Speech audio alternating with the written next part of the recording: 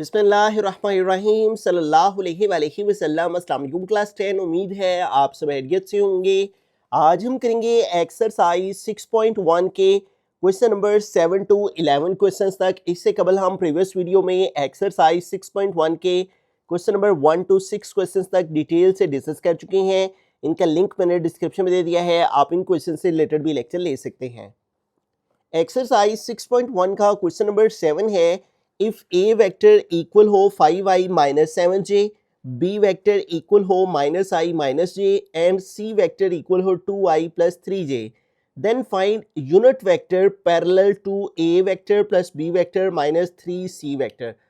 तो यहाँ पे वो कह रहा है कि हमें यूनिट वेक्टर मालूम करना है और जो कि पैरेलल हो इस वाली वैल्यू के। ठीक है, तो सबसे पहले इस वैल्यू का हम जो सा है वो एक वेक्टर फाइंड कर लेंगे और जो इसका आंसर आएगा फिर उसका यूनिट वेक्टर निकालेंगे तो वो इसके पैरेलल आ जाएगा।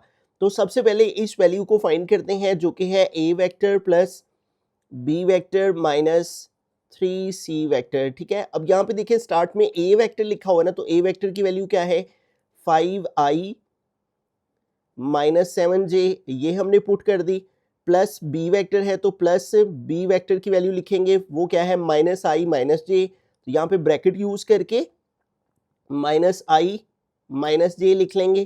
ठीक है, प्लस बी हो गया, फिर आगे माइनस 3 है, माइनस 3 आ गया और माइनस 3 के साथ सी वेक्टर मल्टीप्लाई हो रहा है तो यहाँ सी वेक्टर की वैल्यू ब्रैकेट में लिखेंगे और वो क्या है 2i plus 3j, 2i plus 3j, और यूं हम इनको रिप्रेजेंट करने के लिए नीचे डैश लगा देंगे। अब इसको सोल्व करते हैं, ये हो जाएगा 5i माइनस 7j।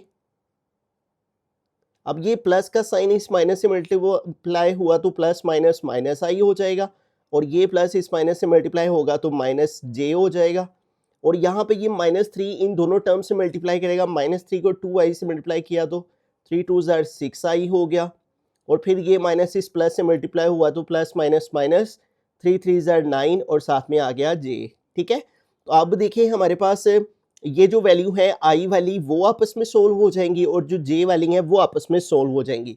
तो यहाँ पे कैलकुलेटर यूज कर लेते हैं, ये 5 आ गया आई का, फिर ये माइनस 1 आ गया। ठीक है, इसके साथ कुछ नहीं शो हो रहा तो इसके साथ 1 है, फिर उसके बाद ये वाली आई की वैल्यू है माइनस 6 है तो ये आ गया।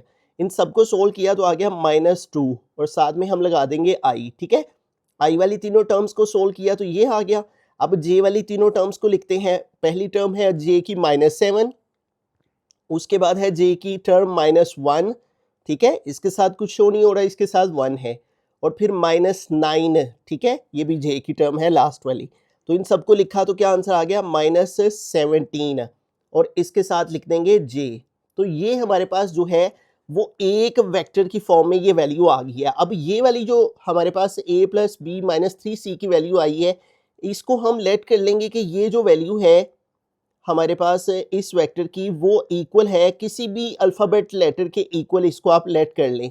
लेट कर लेंगे कि हमारे पास ये जो आंसर आया है वो u वेक्टर के इक्वल है। ठीक है, इसको u वेक्टर का नाम दे लेंगे ये जो आंसर आया है। अब हमने प्रीवियस लेक्चर में अंडरस्टैंड किया था कि किसी भी वेक्टर का यूनिट वेक्टर मालूम करने के लिए हम क्या करते हैं, उस वेक्टर को उसके मैग्नीट्यूड पे डिवाइड कर देते हैं। ठीक है, ये देखिए हमने यूनिट वेक्टर की डेफिनेशन में अंडरस्टैंड किया था कि वेक्टर को उसके मैग्नीट्यूड पे डिवाइड कर दें तो जो चीज़ हासिल होती है वो यूनिट वेक्टर आता है। तो ये हमारे पास u वेक्टर हमने लेट कर लिया, ये जो आंसर आया है इसको।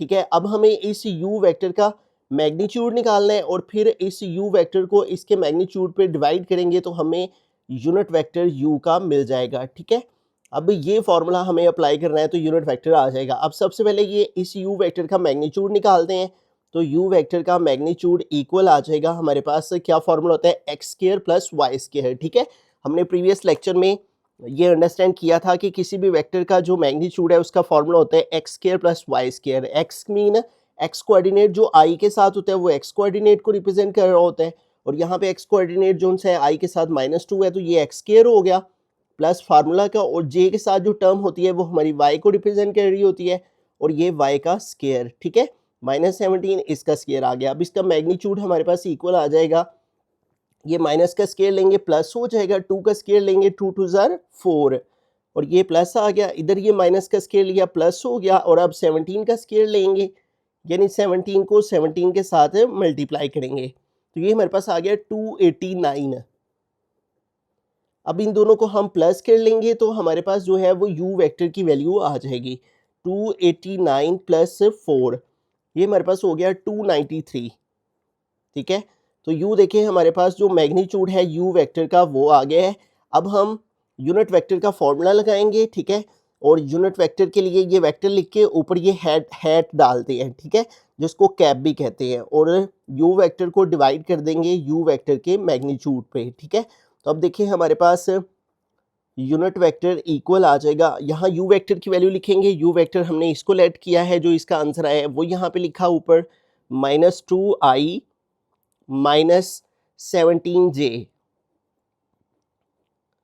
और डिवाइड में u वेक्टर का मैग्नीट्यूड, और u वेक्टर के मैग्नीट्यूड का आंसर क्या है, स्क्वायर रूट 293। अब देखें ये जो हमारे पास 2i है और -17 है, ये दोनों का डिनोमिनेटर 293 है, तो दोनों का डिनोमिनेटर अलग अलग कर देंगे, -2 ओवर स्क्वायर रूट 293, और साथ में ये वाला i अलग कर दिया, और -17 ओवर स्क्वायर रूट ऑफ 293, और साथ में j, ये इसका डिनोमिनेटर अलग कर दिया। तो ये हमारे पास यूनिट वेक्टर जो आया है वो इस वेक्टर का पैरेलल है। ठीक है, तो आपने सबसे पहले इसकी वैल्यू निकालनी है, जो भी वैल्यू दी हुई है, जब वो आ जाएगी उसको लेट कर लेना है u वेक्टर के इक्वल, फिर u वेक्टर का मैग्नीट्यूड लेना है, और यूनिट वेक्टर का फॉर्मूला लगा के ऊपर u वेक्टर, नीचे u वेक्टर का मैग्नीट्यूड लगाना है, तो हमारे पास से यूनिट वेक्टर आ जाएगा। बिस्मिल्लाहिर्रहमानिर्रहीम। क्वेश्चन नंबर 8 है, इफ a वेक्टर इक्वल हो 3i minus j, b vector equal हो -2i plus 4j, and c vector equal हो i plus 2j, then find unit vector parallel to 3a minus 2c plus 4b। तो question number 8 भी बिल्कुल question number 7 की ही तरह है। हमने इस की मदद से एक वेक्टर निकाल लेना है, और फिर उसका हम यूनिट वेक्टर निकालेंगे तो वो इस वेक्टर का पैरेलल आएगा। ठीक है, तो सबसे पहले इस वैल्यू को फाइंड आउट करेंगे, 3a minus 2c plus 4b। ठीक है, तो यहाँ पे देखिए सबसे पहले हमारे पास 3 है तो 3 लिखेंगे, और 3 के साथ a वेक्टर मल्टीप्लाई हो रहा है, तो यहाँ ब्रैकेट में a वेक्टर की वैल्यू लिखेंगे, वो है 3i माइनस जे। ठीक है, ये लिख दी हमने। फिर उसके बाद है -2, तो -2 लिखा, और -2 के साथ c वेक्टर मल्टीप्लाई हो रहा है, तो यहाँ पे c वेक्टर की वैल्यू लिखेंगे, और वो क्या है, i plus 2j, i plus 2j, ये आ गया। उसके बाद है प्लस 4b, तो 4 मल्टीप्लाई हो रहा है b वेक्टर के साथ, 4 ब्रैकेट में b वेक्टर लिख देंगे, और वो क्या है, -2i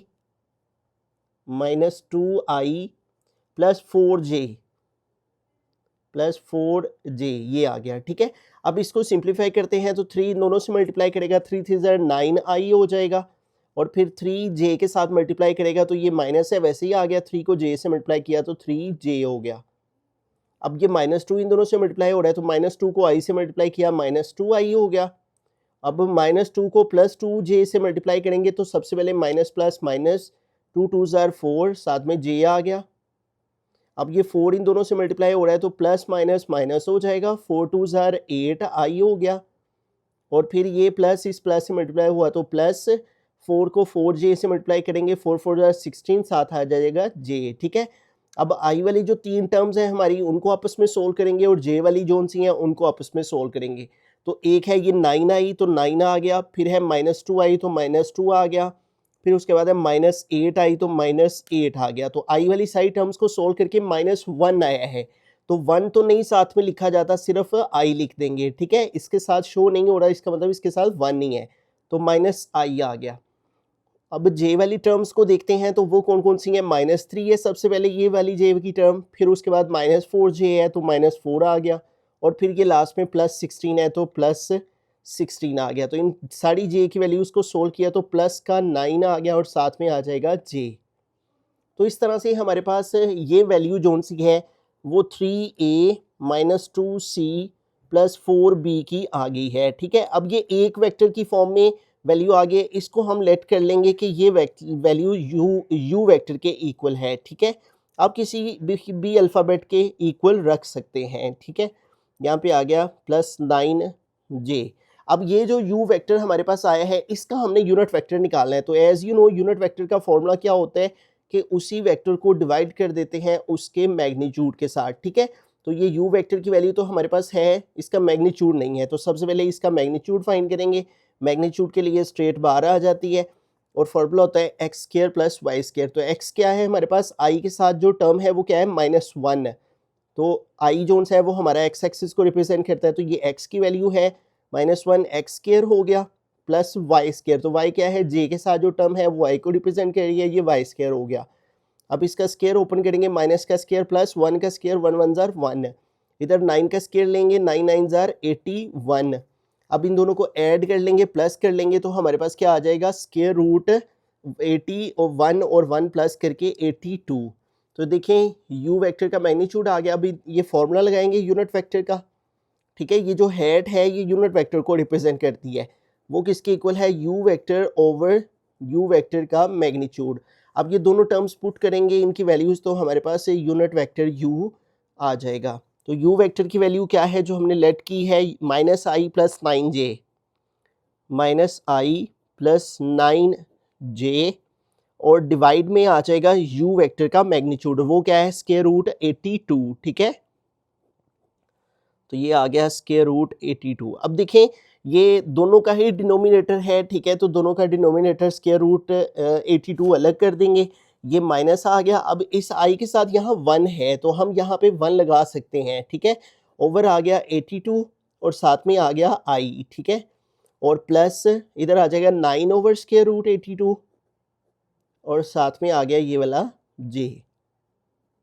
तो इस तरह से हमने जोन है सबसे पहले इसकी मदद से एक वेक्टर की वैल्यू निकाली, उस वेक्टर को u के इक्वल लेट कर लिया और फिर उस u वेक्टर का मैग्नीट्यूड और लिया और इन दोनों को डिवाइड किया, तो यूनिट वेक्टर हमारे पास रहीम। क्वेश्चन नंबर 9 है, which of the following vectors are parallel. तो यहाँ पे कुछ वेक्टर्स दिए गए हैं और वो ये कह रहा है कि इनमें से बताएं कौन से पैरेलल हैं कौन से पैरेलल नहीं है। तो सबसे पहले तो ये समझ लेते हैं कि पैरेलल वेक्टर्स होते क्या हैं, ठीक है। जैसे इसके नेम से ही वाज़ेह है कि पैरेलल का मतलब है इस तरह आमने सामने होना। Two non zero vectors a and b are parallel, कोई से भी दो नॉन जीरो वेक्टर ए और बी आपस में पैरेलल होंगे if one vector is a scalar multiple of the other, ठीक है। अगर हमारे पास एक वेक्टर दूसरे वेक्टर का स्केलर मल्टीपल हो। अब इसको आसान लफ्जों में हम ये यूं कह सकते हैं कि अगर हमारे पास एक वेक्टर बी हो और एक वेक्टर ए हो, ठीक है, और अगर हम ए वेक्टर में से कुछ कॉमन लें तो कॉमन लेने से जो आंसर है वो इस बी वेक्टर के इक्वल आ जाए, ठीक है, तो हम कहेंगे कि वो दोनों वेक्टर आपस में क्या है, फिर पैरेलल हैं। अगर हमारे पास ये जो k है जो हमने कॉमन लिया होता है स्केलर मल्टीपल नंबर, अगर वो k पॉजिटिव आए तो हम कहेंगे कि जो वेक्टर है वो सेम डायरेक्शन में है और उनको हम लाइक पैरेलल वेक्टर कहेंगे, ठीक है। इस तरह से अगर ये k की वैल्यू ग्रेटर 0 का मतलब पॉजिटिव नंबर है तो सेम डायरेक्शन में होगी अगर k की वैल्यू पॉजिटिव आती है, ठीक है। और अगर k लेस देन हो 0 के, लेस देन का मतलब नेगेटिव नंबर, तो अगर 0 से लेस हो तो हम कहेंगे vector point in the opposite direction, तो फिर वेक्टर की जो डायरेक्शन है वो ऑपोजिट होती है। अब इसको मजीद अंडरस्टैंड करने के लिए ये जो k है इसको हम लैम्डा भी बोलते हैं। लैम्डा इज अ स्केलर, ठीक है, अ नंबर जो हम नंबर कॉमन लेते हैं, ठीक है। अब यहाँ पे एक एग्जांपल है जिससे हम मजीद इस क्वेश्चन को अंडरस्टैंड कर पाएंगे। जैसे यहाँ पे देखें एक वेक्टर ए दिया हुआ है एक वेक्टर बी दिया और वो ये कह रहा है कि बताएं कि शो करें कि ये दोनों आपस में पैरेलल हैं। अब हमने क्या किया कि ये जो बी वेक्टर है इसमें से -2 कॉमन लिया है। जब -2 कॉमन लिया तो जो आंसर आया है ये देखिए आपस में इक्वल आ गए हैं, ठीक है। 5i - 2j और a आपस में इक्वल आ गए, यानी एक नंबर कॉमन लेने से हमारे पास जो वैल्यू है वो दूसरे वेक्टर के इक्वल आ गई है। तो इस बिना पर हम ये कहेंगे कि ये दोनों वेक्टर फिर आपस में क्या है, a और b पैरेलल हैं, ठीक है। तो आइए इस क्वेश्चन की तरफ चलते हैं। हमारे पास एक वेक्टर a है वो है 6i + j, ठीक है। अब हम क्या करेंगे, दूसरा वेक्टर क्या है b, उसको लिखेंगे और वो है 12i + 2j। अब ये देखें अगर हम तो b वेक्टर में से हम कुछ कॉमन ले सकते हैं, ठीक है, तो b वेक्टर इक्वल आ जाएगा हमारे पास 12 और 2 में से देखें 2 दोनों में से कॉमन है तो 2 कॉमन लेंगे, तो 12 से 2 कॉमन लिए तो बाकी कितने रह जाएंगे, 6। कैसे पता चलता है, जिससे जो कॉमन लें उसको उस पर डिवाइड करें तो पता चल जाता है बाकी कितने रह जाएंगे। 6i आ गया प्लस ये वाला 2 तो कॉमन ले लिया हुआ है, बाकी क्या रह गया, j। तो यूं देखें हमारे पास जो b वेक्टर है वो किसके इक्वल आ गया, 2 टाइम, और ये किसकी वैल्यू आ गई है, a की, 6i + j, ठीक है, ये इसकी वैल्यू आ गई। तो यहाँ पे हम ए वेक्टर लिख देंगे। ये ए के इक्वल है ना, तो इसकी जगह 6i प्लस जे की जगह ये ए यहाँ पे पुट कर देंगे। तो यूं देखें हमारे पास कॉमन लेने से ये इसके इक्वल आ गया। जैसे कि हमने डेफिनेशन में भी पढ़ा है कि अगर एक वेक्टर दूसरे वेक्टर का स्केलर मल्टीपल हो, ठीक है, कि कोई नंबर कॉमन लें तो वो दोनों आपस में इक्वल आ जाएं, तो तब हम कहेंगे कि दोनों वेक्टर आपस में क्या हैं, पैरेलल है। तो लिहाजा हम कहेंगे दिस शोज दैट कि हमारे पास जो this shows that the vector a and b are parallel.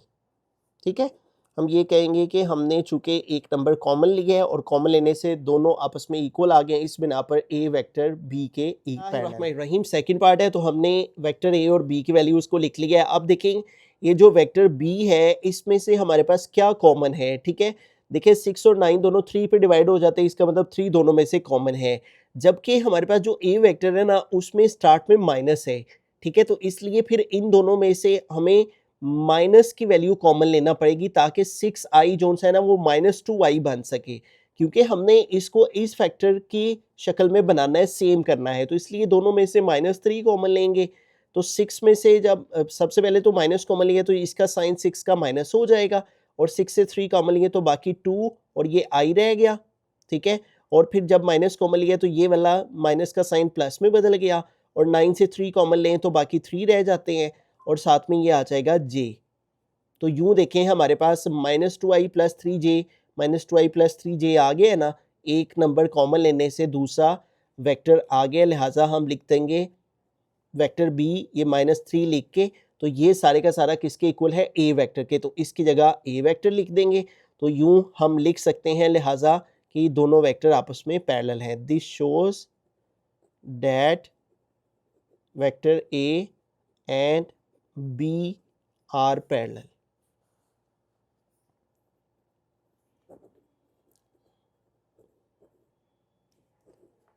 रहीम थर्ड पार्ट है, तो यहाँ पे हमने a वेक्टर लिख लिया है 5i माइनस 4j और b वेक्टर लिख लिया है 6i माइनस 3j।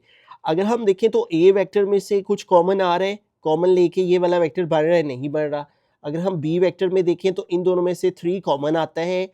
अगर हम 3 कॉमन लें इधर आ जाता है 2i माइनस, ये 3 कॉमन ले लिया, बाकी रह गया 1। तो ये देखें 3 कॉमन लेने से भी ये वाला वेक्टर नहीं बढ़ रहा। तो जब भी हमारे पास एक वेक्टर से कॉमन लेने से दूसरा या दूसरे से कॉमन लेने से पहला ना बढ़ रहा हो, तो हम कहेंगे कि ये वेक्टर आपस में पैरेलल नहीं है। तो हम यहाँ पे लिख लेंगे दीज वेक्टर्स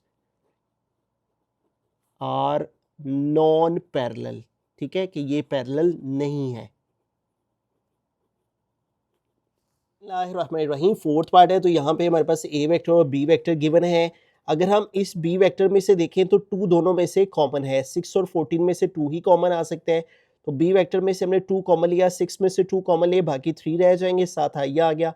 14 में से 2 कॉमन लें तो 14 को 2 पे डिवाइड करें, 2 1 2 2 7 14, तो बाकी कितने रह जाएंगे 7, साथ आ जाएगा j। तो यूँ देखें 2 कॉमन लेने से हमारा जो आंसर है 3i माइनस 7j वो ए वेक्टर के इक्वल आ गया है। ठीक है, तो इस तरह लिख देंगे 2 times of 3i minus 7j किसके इक्वल है, ए वेक्टर के, तो इसकी जगह क्या आ जाएगा, ए वेक्टर।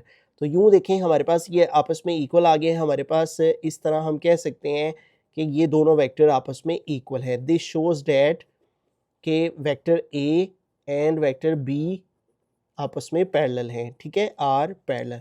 तो बस आपने एक सिंपल सा रूल याद रखना है, अगर एक वेक्टर में से कुछ कॉमन लेने से वो दूसरे वेक्टर के इक्वल आ जाए तो हम कहेंगे कि वो दोनों वेक्टर आपस में पैरेलल हैं। बिस्मिल्लाहिर्रहमानिर्रहीम। क्वेश्चन नंबर 10 है, find a vector thrice in length of 3i minus 2j but opposite in direction. एक वेक्टर मालूम करना है जो कि इस लेंथ का थ्राइस है यानी 3 टाइम हो, बट ऑपोजिट इन डायरेक्शन और उसके डायरेक्शन ऑपोजिट हो। ठीक है, तो सबसे पहले हमें क्या करना है, इस वेक्टर को लेट कर लेना है u वेक्टर के इक्वल। ठीक है, और ये आ जाएगा 3i माइनस 2j। बड़ा ही सिंपल सा काम है, आपको लेंथ को थ्राइस करना है, तो इस वेक्टर की लेंथ को थ्राइस करने के लिए 3 से मल्टीप्लाई करना है, और ऑपोजिट डायरेक्शन में करने के लिए इसको -3 के साथ मल्टीप्लाई करना है। ठीक है, तो दरअसल जब हम -3 के साथ इस वेक्टर u को मल्टीप्लाई करेंगे तो उसकी लेंथ भी 3 टाइम हो जाएगी और उसकी डायरेक्शन भी अपोजिट हो जाएगी। तो -3 लिखा, u वेक्टर है, आगे u वेक्टर की वैल्यू लिखेंगे, वो है 3i -2j। तो अब -3 को इन दोनों से मल्टीप्लाई करेंगे, -3 3 ज़ार -9, साथ आ गया i, फिर माइनस माइनस प्लस हो जाएगा, 3 2 ज़ार 6 और साथ में आ गया j। तो यूं ये जो हमारे पास वेक्टर आया है इसकी लेंथ भी थ्राइस होगी और इसकी डायरेक्शन भी ऑपोजिट। बिस्मिल्लाहिर्रहमानिर्रहीम। क्वेश्चन नंबर 11 है, लास्ट क्वेश्चन है एक्सरसाइज 6.1 का। Find two vectors that are double in magnitude of 3i - 5j, one in the same direction of it and other in its opposite direction.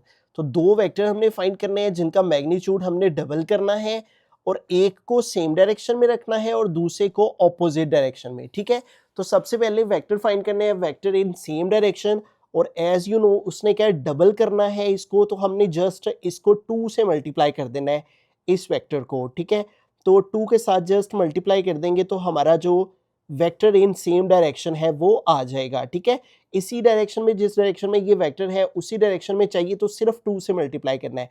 2 3 tsar 6i हो जाएगा। ठीक है, और -2 5 ज़ार 10j हो जाएगा। अब ये वाला वेक्टर जोन है वो सेम डायरेक्शन में आ गया है विद डबल मैग्नीट्यूड। आप यहाँ पे लिखना चाहें तो लिख सकते हैं। ठीक है, विद डबल मैग्नीट्यूड।